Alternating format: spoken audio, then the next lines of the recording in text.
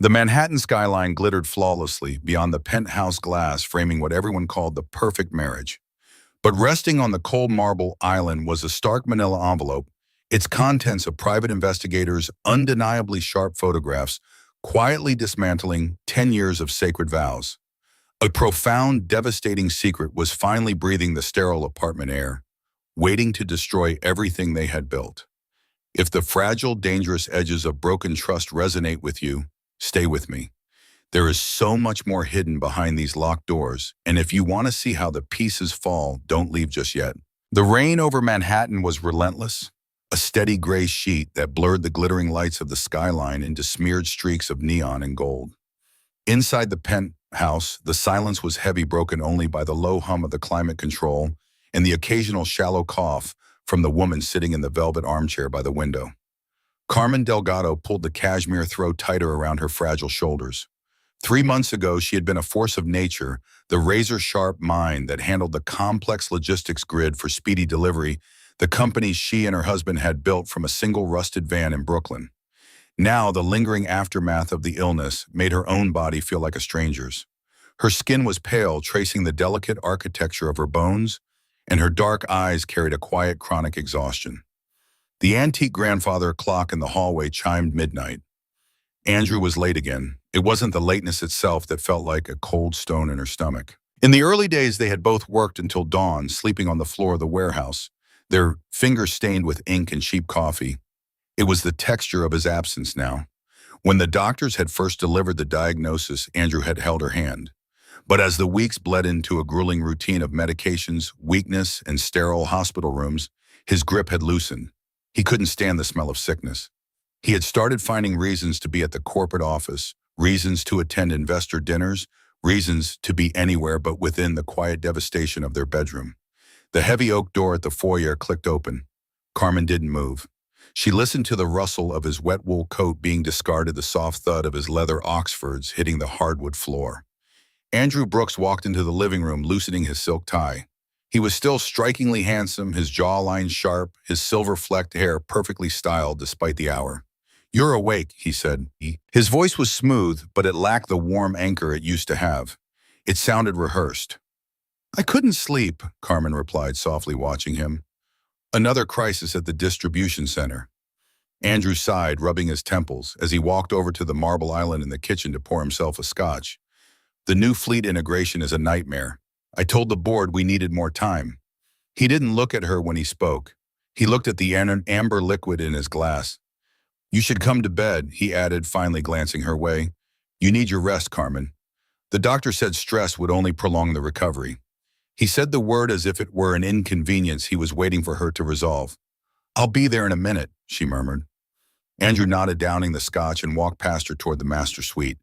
As he passed, the faint, undeniable scent of something sweet and musky lingered in his wake.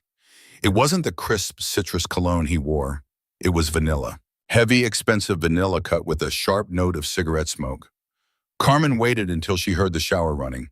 Slowly, with an aching stiffness in her joints, she stood up and walked to the foyer. His damp overcoat hung over the mahogany stand. She reached out her fingers, trembling slightly, and slid her hand into the deep side pocket. Her breath hitched. She pulled out a small, sleek object. It was a matte black matchbook embossed with gold foil lettering, "The Velvet Room." Carmen stared at it, the gold letters catching the dim light of the hallway. She knew the Velvet Room. It was an ultra-exclusive private club in Soho, a place where Manhattan's elite went to be invisible, a place that definitely did not host late-night logistics meetings for speedy delivery. A cold, terrifying clarity washed over her, chilling her far deeper than the sickness ever had. She closed her hand around the matchbook, the sharp edges pressing into her palm. The illusion of her perfect life was fracturing right there in the dark foyer, and the silence in the penthouse suddenly felt deafening. The ballroom at the Pierre Hotel was a symphony of clinking crystal, muted laughter and the soft strains of a string quartet. It was the annual Logistics and Supply Chain Philanthropic Gala, a mandatory appearance for the founders of Speedy Delivery. For the first time in months, Carmen Delgado was out of her cashmere loungewear, encased instead in a deep emerald silk gown that felt 10 pounds too heavy for her recovering frame. She sat at table 4, her posture rigidly perfect, watching the room through a veil of quiet detachment. She looked so brave. A woman draped in diamonds whispered loudly enough for Carmen to hear, casting a pitying glance her way. To come out so soon after being bedridden. Across the room, Andrew was holding court. He had a glass of bourbon in one hand, the other gesturing dynamically as he spoke to a circle of major investors. He looked vibrant, untouchable, the picture of a visionary CEO who was valiantly carrying the weight of a sick wife and a booming empire. When the investors laughed at one of his jokes, Andrew caught Carmen's eye across the sea of tables. He offered her a warm, practiced smile, the kind of smile that photographed perfectly for the business journals.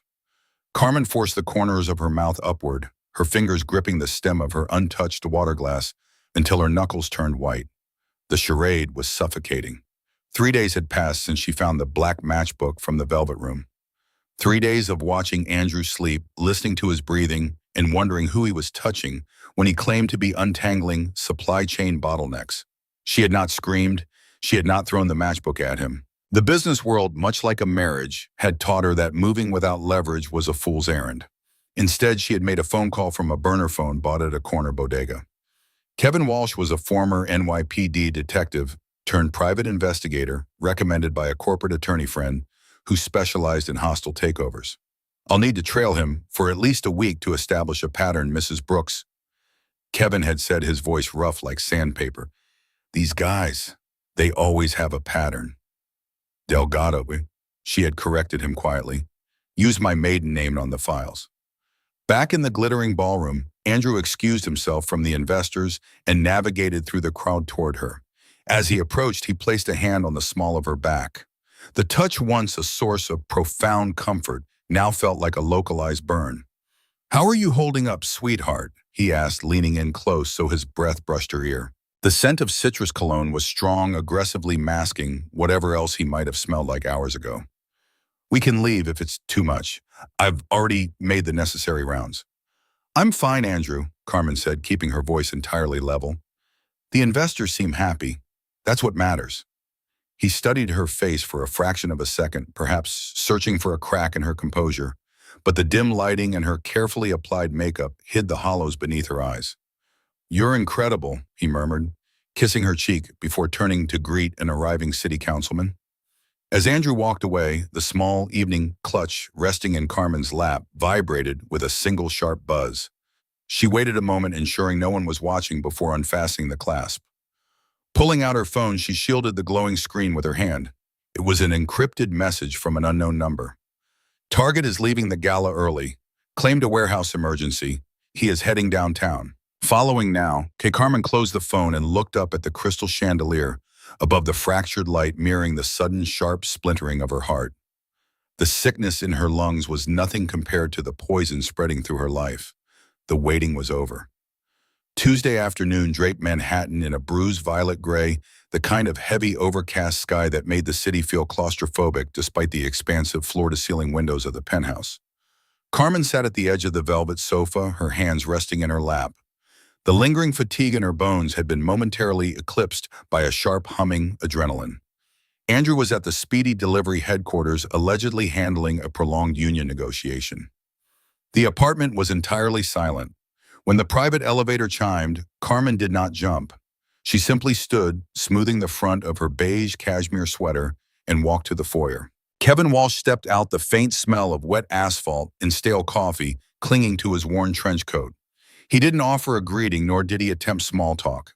He simply reached into his leather briefcase and pulled out a thick, unmarked manila envelope. He walked over to the kitchen island, the very center of the home she and Andrew had designed together, and placed it flat on the cool stone surface. It's all there, Ms. Delgado, Kevin said, his gravelly voice dropping a fraction of an octave. Timestamps, locations, financial trails for the hotel rooms, a full week's worth of surveillance. Carmen stared at the brown paper. It looked so ordinary, so unremarkable to hold the execution order of a 10-year marriage. Who is she? Carmen asked, her voice barely above a whisper.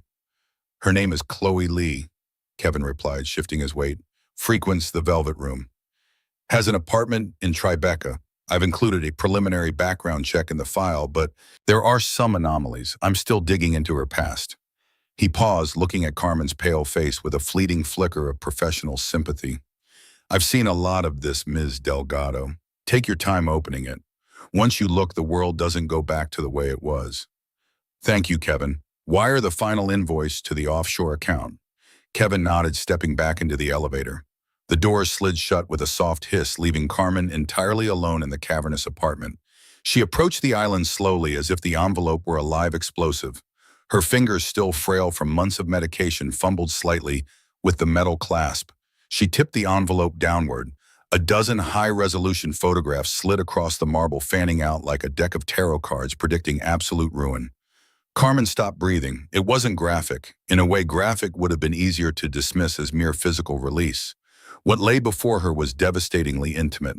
There was Andrew standing under the wrought iron awning of a boutique hotel in Soho, the collar of his coat turned up against the wind. Tucked under his arm was a woman with striking auburn hair, Chloe Lee. In one photograph, Andrew was brushing a stray lock of hair behind Chloe's ear.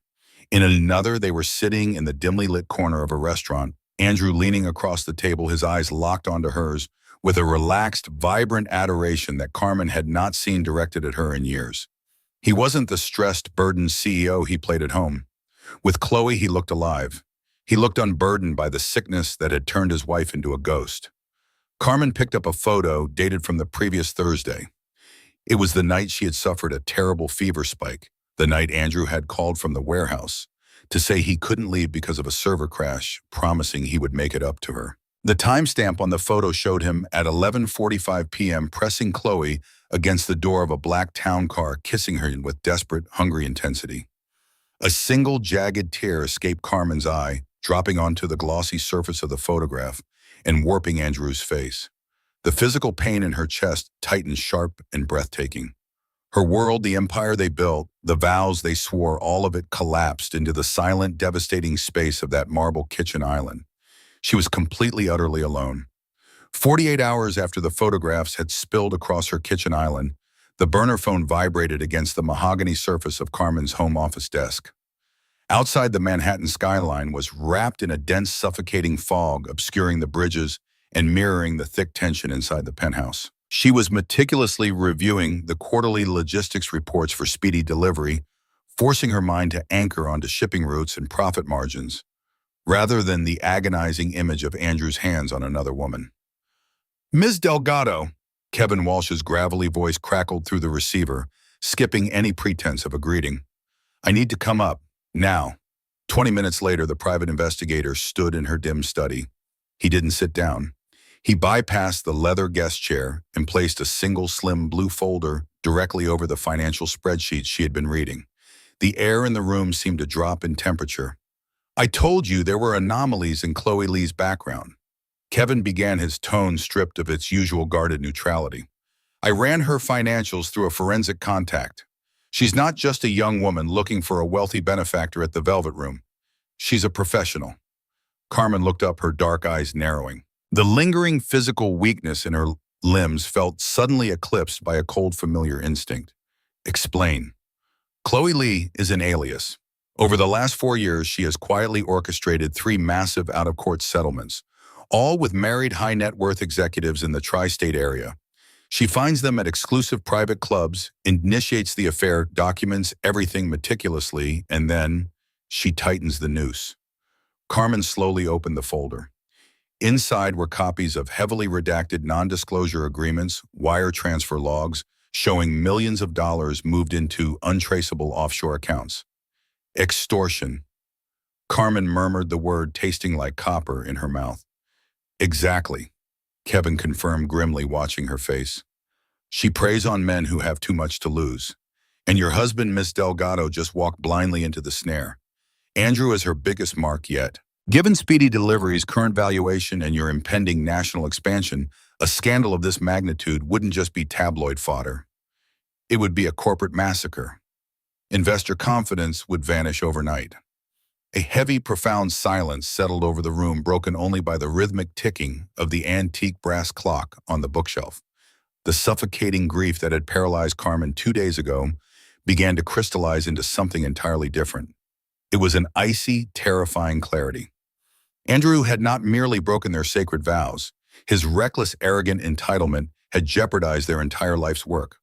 If she confronted Andrew with this truth now, His panicked, predictable ego would likely cause him to mishandle the situation, triggering the very media explosion Chloe relied upon. If she did nothing, the impending financial blackmail would bleed the company dry from the inside out. Carmen slowly closed the blue folder, her manicured fingers resting flat and steady against the cover. The slight trembling in her hands, a remnant of her medications, had completely stopped. The frail, grieving wife was gone. In her place sat the ruthlessly brilliant architect of an empire, realizing with absolute agonizing certainty that her husband was no longer her partner. He was a catastrophic liability. "Keep a 24-hour watch on her, Kevin," Carmen ordered. Her voice was eerily calm, stripped of all emotion, resonating with a dangerous, quiet authority in the shadowy room. "I want to know the exact second she makes her demand." The penthouse felt less like a home and more like a beautifully curated mausoleum. The glow of the city below offered no warmth, only a stark geometric grid of light and shadow. Carmen sat in the center of the living room, the amber glow of a single floor lamp casting long, sharp silhouettes across the Persian rug. Spread out on the glass coffee table were the glossy photographs from Kevin Walsh's manila folder. At 1:15 a.m., the front door finally opened. Andrew walked in, running a hand through his perfectly styled hair. He didn't notice her immediately in the dim light. He dropped his briefcase, shrugged off his coat, and moved toward the bar cart. "The board is pushing back on the Chicago logistics hub," he said to the empty room, the clinking of ice against crystal, masking the quiet rustle of Carmen's silk robe. "I'm going to need you to look over the projections tomorrow, Carmen." He turned scotch in hand and froze. Carmen didn't speak. She just sat perfectly still, her dark eyes anchored to his face. Slowly she gestured with one pale, trembling finger toward the glass table. Andrew took a hesitant step forward. The ice in his glass rattled. As his eyes adjusted to the shadows, he recognized the shapes, the angles, the undeniable profile of himself pressing Chloe Lee against the side of a black town car. The silence that followed was absolute. It was the sound of a decade of trust hitting a concrete floor and shattering into dust. Carmen waited for the apology. She waited for the guilt, the tears, the desperate plea for forgiveness from the man who had promised to love her through sickness and health. Instead, Andrew's jaw tightened. The color drained from his face, but not in sorrow, in sheer unadulterated panic. He set the glass down sharply. "You hired someone to follow me?" he asked, his voice low-laced with sudden defensive anger. "Are you out of your mind, Carmen? Do you have any idea the kind of security breach this is?" The coldness of the response hit her like a physical blow. "A security breach," she repeated, her voice a hollow echo. "You've been sleeping with another woman while I was coughing up blood in the next room, and you're worried about a security breach."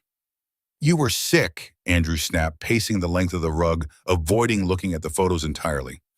"You were shut down, Carmen. You were barely a ghost in this house. The pressure I was under, carrying the company, carrying the investors, watching you fade. It was a lapse in judgment, an escape. It meant absolutely nothing." He stopped pacing and turned to her, his expression twisting into a manipulative, practiced sincerity. "You're recovering now. You're fragile. You shouldn't have gone digging. Who else has seen these? Did the investigator make copies?" Carmen stared at the stranger standing in her living room. The heartbreak was still there, but the fog of illusion was burning away. He wasn't looking at a devastated wife. He was looking at a PR crisis. He didn't care about the wound he had inflicted on her soul. He only cared if it would bleed onto the pages of the Wall Street Journal. She held back the intelligence about Chloe being a professional extortionist. "Just the investigator," she lied quietly. Andrew ran his hands over his face, calculating. "If the board gets wind of an infidelity scandal right before the IPO expansion, they'll force me out. The morals clause in my contract is ironclad." He grabbed his coat from the chair. "I have to fix this. I have to go see her, make sure she understands this is over, and keep her quiet. I'll write her a check if I have to." "You're leaving," Carmen whispered. "Now." "I am protecting our company, Carmen. Someone has to." He didn't look back as he walked to the elevator. He didn't offer a touch, a comforting word, or a glance of regret. The doors hissed shut, leaving Carmen alone in the shadows, the glossy photos of his betrayal still scattered on the glass. The husband she loved was officially dead. The CEO she had built, however, was about to wake up. The silence following the elevator's descent was absolute. Carmen stood by the glass coffee table looking down at the scattered evidence of her husband's double life. Andrew hadn't even stayed to argue. He hadn't stayed to hold her as she wept. He had chased after the crisis, treating his mistress like a faulty line of code in a software update. For a moment, the old Carmen, the one who had nearly died in a sterile hospital bed while Andrew worked late, felt a wave of bone-deep exhaustion. Then she looked at the matchbook from the velvet room. She thought of Chloe Lee's calculated eyes. She thought of the millions of dollars in the blue folder, the price of Andrew's arrogance. No, she whispered to the empty room. The grief didn't vanish, but it crystallized. It became a cold, hard diamond of resolve. Carmen walked to the master suite and began to strip off her silk robe. With steady, deliberate movements, she dressed in a sharp charcoal gray power suit she hadn't worn in months. She applied makeup with a surgical hand, hiding the hollows under her eyes. She wasn't a patient anymore. She was the co-founder of Speedy Delivery. At 3 a.m., she called a private car. The drive to the Brooklyn headquarters was a blur of streetlights and rain-slicked pavement. When she swiped her executive keycard at the glass and steel entrance, the night security guard nearly dropped his coffee. "Mrs. Brooks, we weren't expecting you for weeks," he stammered. "Delgado," she corrected him, her voice echoing in the vast, empty lobby. "And I'm back early." She spent the next 4 hours in the darkened executive suite. She didn't turn on the overhead lights, working only by the glow of 3 computer monitors. With the precision of a master chess player, Carmen began to move. She bypassed Andrew's private server and accessed the core logistics and legal databases. She began the quiet process of forensic separation. She initiated the transfer of her personal shares into a protected trust, a move allowed under the company's original bylaws. Bylaws she had written herself a decade ago. She pulled the records of every corporate expense Andrew had funneled through discretionary funds over the last year, documenting every dinner at the Velvet Room and every hotel stay in Soho. By 7 a.m., the first of the early shift employees began to trickle in. Carmen stood by the window of her office, watching the sun struggle to rise over the Brooklyn Bridge. Her phone buzzed. It was a text from Andrew. Handled it. "She's quiet, staying at the hotel near the office to prep for the board meeting. See you tonight. Love you." Carmen didn't reply. She deleted the message and turned back to her screen. She had already contacted the firm's head of PR and her personal divorce attorney. The trap was set. Andrew thought he was saving his reputation, but he was merely decorating the room where his empire would burn. The air in the executive boardroom of Speedy Delivery was recycled and sterile. Andrew sat at the head of the mahogany table, his face a mask of weary competence, though Carmen noticed the slight tremor in his hand as he reached for his water glass. Across from him sat the company's lead counsel and 2 senior board members. Andrew thought he was there to discuss the Chicago hub. He had no idea that in the hallway Carmen was finishing a phone call with the city's most influential business columnist. "The demand is up to $5 million, Andrew," a voice hissed from his cell phone, which he had shielded under the table. It was a text from Chloe. "Pay by noon or the photos go to the Times." Andrew's eyes darted to Carmen. She sat to his right, dressed in a sharp ivory Alexander McQueen suit that made her look like a marble statue, elegant, cold, and unbreakable. "Is everything all right, Andrew?" she asked softly. "Fine," he snapped. "Let's proceed with the vote on the asset restructuring." Andrew slid the legal documents toward her, a pen resting expectantly on the gold-embossed line. He needed her signature to authorize the shift, a move that would have left her powerless. Carmen picked up the pen. She looked at the document, then at the man who had left her alone in her sickness. "I've made some adjustments to the filing, Andrew," Carmen said, her voice dropping the facade of warmth. The room went silent. She slid a different set of papers across the table, the ones she had drafted in the dead of night. "These documents legally sever our joint holdings," she announced. "Effective 10 minutes ago, I have exercised the adverse conduct clause in our founders' agreement. I am separating my shares, my patents, and my seat on this board from Mr. Brooks, pending a full investigation into his misappropriation of corporate funds for personal indiscretions." Andrew's face went from pale to a sickly, mottled purple. "Carmen, what the hell are you doing?" "It stopped being private when you used the company's discretionary account to pay for hotel rooms in Soho," she countered. At that exact moment, every iPad and phone on the table chimed simultaneously. The notification from the New York Post was a lightning strike exclusive. The secret life of Andrew Brooks, Logistics King, caught in high-stakes blackmail scandal. The photos Carmen had seen on her kitchen island were now digitized for the entire world to see. But the article was careful to specify one thing: Carmen Delgado had already filed for divorce and corporate separation hours before the leak. "The security team is waiting outside to escort you from the building, Andrew," Carmen said, standing up. "Speedy delivery will survive this. You, however, are no longer part of the delivery." As the guards entered, Carmen walked toward the window, looking out at the Brooklyn Bridge. The weight that had been crushing her chest for months was gone. The empire was hers. The headlines had finally moved on. In the hyperkinetic pulse of New York City, the spectacular implosion of Andrew Brooks was already being buried by newer, fresher scandals. The legal proceedings had been surgical. Carmen Delgado had emerged as the sole architect of Speedy Delivery's future. Andrew was gone, left with nothing but a diminished bank account and a reputation that acted like a poison. Chloe Lee faced a criminal indictment for extortion. It was a crisp, biting autumn morning in Brooklyn. Carmen stood in front of the full-length mirror in her new apartment, a sun-drenched loft in Dumbo. She wasn't wearing power silk today. She wore a simple black coat and a soft wool scarf. Her face had regained its color, a healthy, quiet glow. The sickness was a shadow now. She took a car to a quiet, historic cemetery on the edge of the borough. Carmen walked deep into the older section, her boots crunching softly on the gravel path. She stopped before a modest, weathered headstone, the grave of her grandmother. She knelt down and placed a small bouquet of white lilies on the stone. "I'm back," she whispered.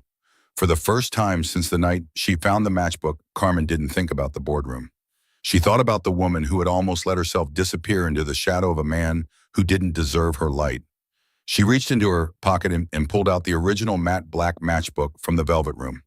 She looked at the gold foil lettering one last time. It no longer had the power to make her hands shake. It was just cardboard and ink. She set it on the flat stone and struck a single match. The flame was small but bright in the autumn wind. She touched it to the corner of the black matchbook. She watched as the gold letters curled and blackened. She watched as the physical evidence of her husband's betrayal turned into a thin gray ash that the wind caught and scattered among the headstones. There was no dramatic climax, no final confrontation. There was only this: the silence, the wind, the realization that she was no longer defined by what was taken from her, but by what she had chosen to keep. Carmen stood up and straightened her coat. She felt a profound, unshakable strength radiating from her core. She turned away from the grave and began the walk back toward the gates, toward the city, and toward a life that was finally entirely her own. The sun broke through the clouds, illuminating the Brooklyn Bridge in the distance. Carmen Delgado didn't look back.